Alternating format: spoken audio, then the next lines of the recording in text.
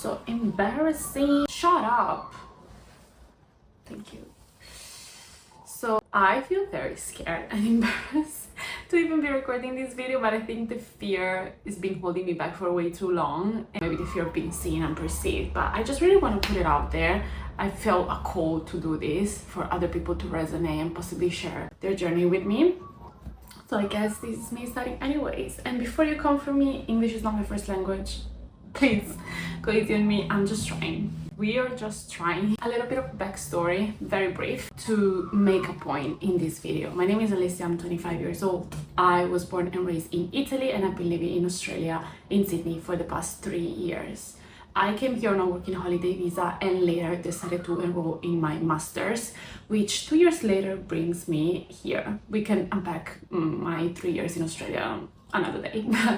The place where I'm speaking from, that's the most important part and the crucial part of this video, is a place of deep uncertainty and fear and very little clarity. I'm in the limbo. That's what you call it, the limbo. After 3 years in Australia, since last year, the doubts are starting to cripple up on me. I'm just starting to figure out where I'm at, what's my next calling, pretty much. Since that time, I started to look online in other people's stories, the people that I knew, acquaintances that I've seen around, other foreigners.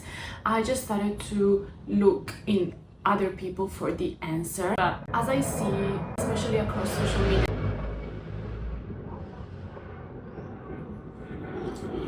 take your time. Especially I feel like in social media there's this narrative that is being portrayed about living abroad, living to Australia, about how the grass is always greener on the other side and how much greater the version of yourself can be on the other side of the war. And don't get me wrong, that is all true, but I feel like what these people fail to experience, I'm not just saying they're omitting it, they're hiding it, I just don't feel like they're experiencing that at all. They are just traveling. They didn't move abroad, they didn't live abroad, they just travel. So there's dopamine rushes, one after the other, meeting new people, being in new places, changing environment all the time, experiencing so many things at once that you don't properly have the chance to sit still anywhere, look around, feel like if that could be your forever place, if you could be a part of that community, what are the cultural shocks that you endure when moving to another country? What does it feel like to be an immigrant in another country? And can you see yourself there for the long run? So these are all questions that started to come to my mind as I started to think back about my journey in Australia and how much growth I experienced, how much self-work and loneliness I put myself through, which is the reality of living abroad, not traveling, not just do a little 1 year working holiday, like properly live in another country. I think I got to a point where I emotionally, this is not a strategic realization or some sort of strong breakthrough. I just feel like I realized that Australia is not my home. It was never my home. I think specifically one of the biggest signs for me, which was in my unconscious before I even realized that was happening, is that I was never willing to settle here. I would move from house to house. I wouldn't purchase any meaningful pieces to decorate my house. I wouldn't buy like a new couch. I wouldn't buy a new carpet. I wouldn't buy a coffee table. There were so many things I was not willing to invest on because in the back of my mind, I was always like, what if I leave? What if I just go? I never felt like I was gonna be here forever. I never felt settled in a way. Not even here. Look at my room. It's a white canvas. Like, I didn't put a piece of heart, I didn't put, I don't know, some colorful shades. I was not dating properly even. I was always hiding all the doubts in my head, because the first question when you date as an immigrant is like, so what are your intentions? Where are you at? And I felt like I was never properly ready to even date and be out there in the dating scene, because I couldn't commit to anything, and I didn't want that. I didn't want to commit to anything and anyone here, which is exactly, weirdly enough, the same feeling of when I left home for the first time. I was not willing to commit to anyone or buy anything that I was gonna leave behind, because I would have left, and I knew that that was happening. So I think in the back of my mind, this decision was always there. I was just not willing to see it, and seeing it it was much more scary than not addressing that at all. But you cannot keep ignoring it forever, can you?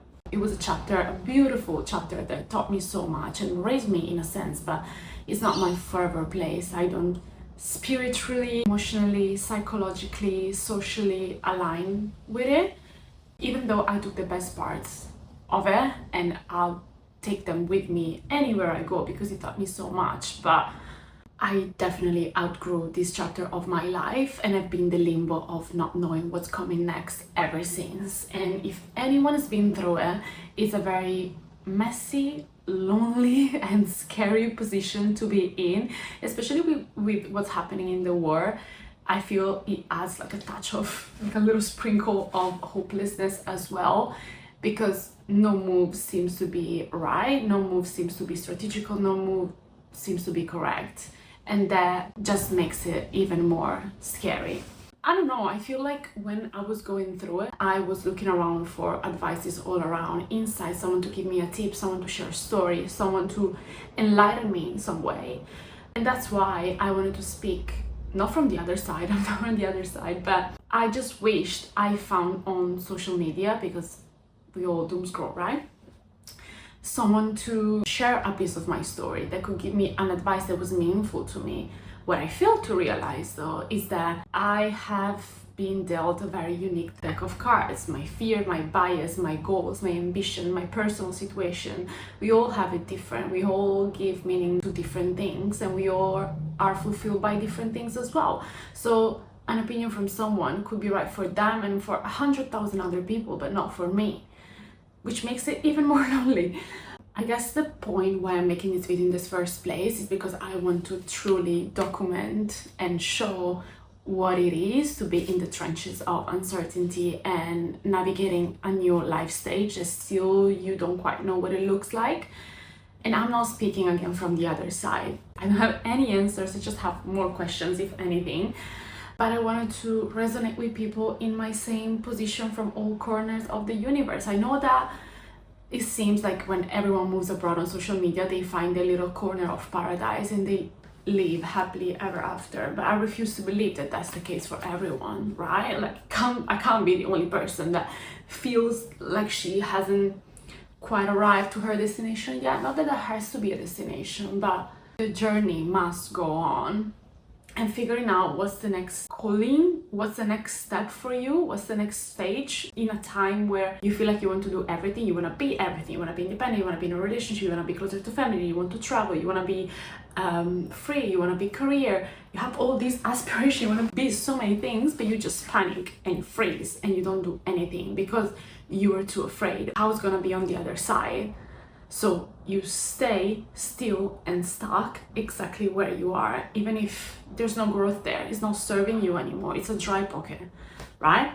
Navigating that, especially when it makes sense to no one else. Like, I decided to make a big jump because I had to take a decision, I have to explore my next possibilities and the next versions of myself that I haven't met yet. But how do you make it make sense to everyone else?